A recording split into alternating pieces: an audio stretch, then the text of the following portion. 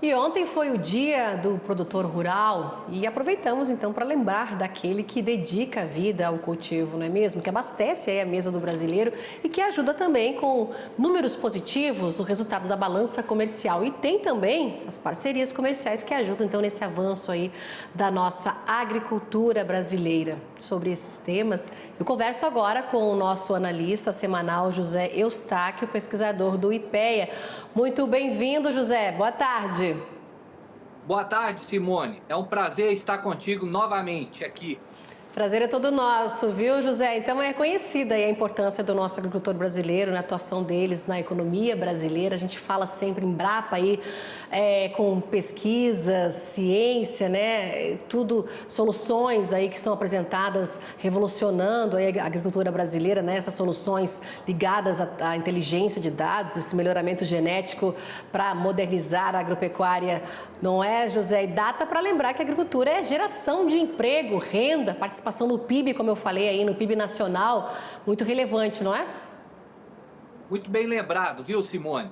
A gente vem falando aí nas últimas semanas do crescimento da produção agropecuária, das questões macroeconômicas que interferem a produção, mas hoje, né, a nossa conversa vai discutir um pouco da história desse desenvolvimento que o Brasil construiu dentro da agricultura brasileira. E por isso a gente não pode esquecer, é claro, de uma instituição de pesquisa muito importante, que é a Embrapa, Empresa Brasileira de Pesquisa Agropecuária. Eu vou lembrar, fazer um retrospecto da questão histórica da Embrapa, né? Então, lá no finais da década de 60, havia uma discussão muito grande se o Brasil conseguiria fazer o crescimento da oferta de alimentos com o crescimento da economia, que era muito grande. Basta lembrar que de 68 até 73, o Brasil viveu o crescimento do milagre econômico brasileiro. Ou seja, a economia crescia a mais de 2 dígitos e esse crescimento pujante fazia com que a demanda por alimentos crescesse muito. É bom lembrar que nesta época não existia a Embrapa.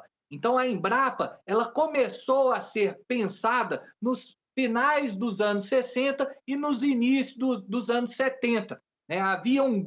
Haviam dois grupos que discutiam a questão da produção agropecuária. Um grupo ligado ao ministro Delfim Neto e o outro grupo ligado ao ministro Cirne Lima, que era o ministro da Agricultura. E esses dois grupos eram liderados pelo sociólogo José Pastore e, é claro, tinha também uma figura muito importante que era o doutor Eliseu Roberto de Andrade Alves. E ali, né, nessa data, naquele início dos anos, a discussão era o que era preciso fazer para crescer a produção agropecuária. E um outro pesquisador, Guilherme Dias, fez um estudo mostrando que a extensão rural, o conhecimento que ela gerava, não era suficiente para suprir a demanda dos agricultores por no máximo 3 anos.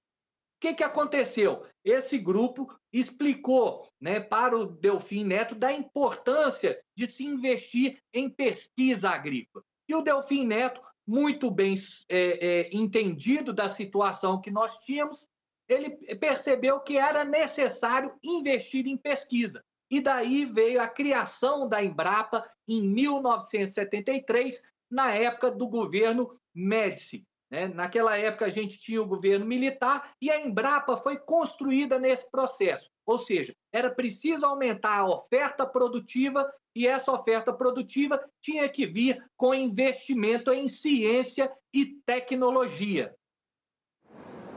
Tá certo, e a gente viu aí essa importância, 50 anos, não é, José Eustáquio, da Embrapa, né? A gente sempre lembra aqui que o Brasil, né, passou dessa fase, né, de ser um comprador aí de alimentos para ser um grande exportador, né, de grãos, de commodities. A gente vê tudo isso com carimbo, a chancela aí da Embrapa, né? E parcerias importantes também, cooperação técnica, a gente vê avançando cada vez mais, não é, José?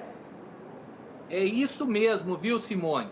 E eu acho que é bom a gente recordar, né? Nessa última sexta-feira, o doutor Eliseu Roberto de Andrade Alves recebeu uma comenda do imperador japonês.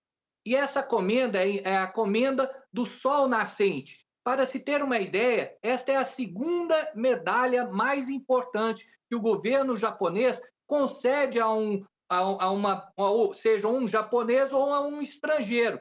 E o doutor Eliseu recebeu essa comenda. O que foi a parceria entre a JAICA e a Embrapa? É claro que a Embrapa teve diversas cooperações internacionais. Foi muito importante a cooperação com os americanos, com os franceses, mas essa cooperação nipo-brasileira, ela foi diferenciada. Por quê? Foi uma cooperação em que os japoneses se tornaram parceiros dos brasileiros. É bom lembrar que ali na década de 70 o governo japonês sofria alguns embargos econômicos com o governo americano, que diminuía as exportações de soja para o Japão. E o Japão fez uma pesquisa no mundo de qual seria a região mais propícia a desenvolver a produção de grãos. E o Brasil foi o local exato a ser escolhido. Qual que era a ideia? Era explorar o cerrado brasileiro. É bom lembrar que o cerrado era considerado uma terra improdutiva, mas com conhecimento e tecnologia, ela se tornou uma grande fronteira agropecuária.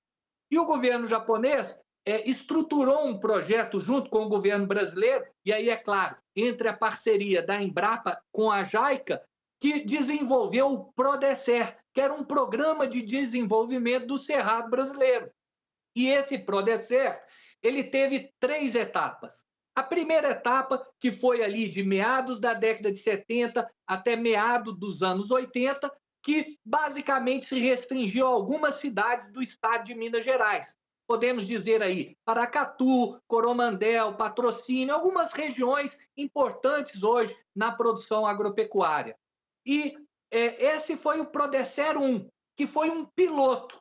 Né? E nesse piloto a gente tinha a empresa Campo, que tinha 51% do poder acionário dos brasileiros e 49% do poder acionário dos japoneses. E, além disso, nós trouxemos o modelo cooperativista da Cotia, ou seja, você tinha um projeto de assentamento que tinha o cooperativismo de um lado, tinha a cooperação internacional do outro e a produção agropecuária florescendo ali no Cerrado. Né? O que aconteceu? O PRODECER 2 expandiu do estado de Minas Gerais para outros estados, como Mato Grosso do Sul, Goiás, Mato Grosso e até o oeste baiano. E essa segunda fase do PRODECER se deu de meados dos anos 80 até meados dos anos 90.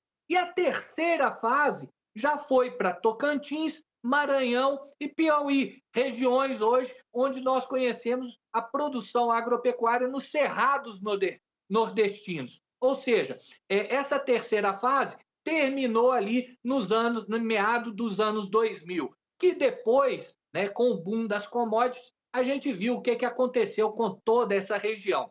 O que foi visto nessa cooperação era que era possível produzir grãos, né, nessa região que até então não era explorada e que é hoje uma das maiores fronteiras agropecuárias no mundo.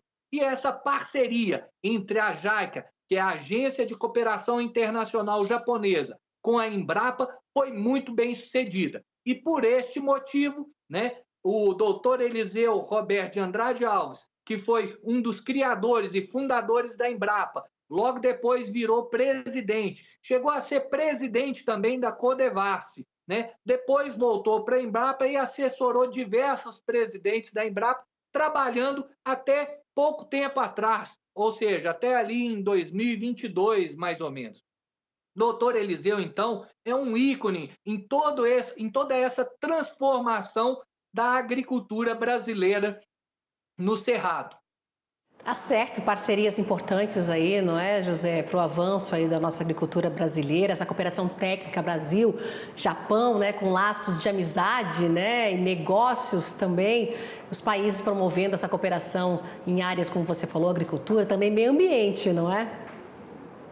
Com certeza, viu, Simone? Porque a incorporação do Cerrado se deu via tecnologia. Então, nós produzimos hoje não só uma, duas, como até 3 safras na mesma região, e usando plantio direto, usando fertilizantes, bioinsumos, né? Então, a fixação biológica de nitrogênio foi muito importante, e tudo isso veio com ciência e tecnologia. Então, é claro que não dá para dissociar o papel importante que a Embrapa teve, mas por detrás das instituições existem pessoas. Então, como ontem, né, foi o Dia do Agricultor, eu acho que nada mais importante do que fazer uma justa homenagem a esse importante cientista brasileiro que nós tivemos. E eu creio que o governo japonês, né, diante da comenda concedida pelo imperador, foi uma coisa muito importante que mostra que a agricultura brasileira está no caminho da rota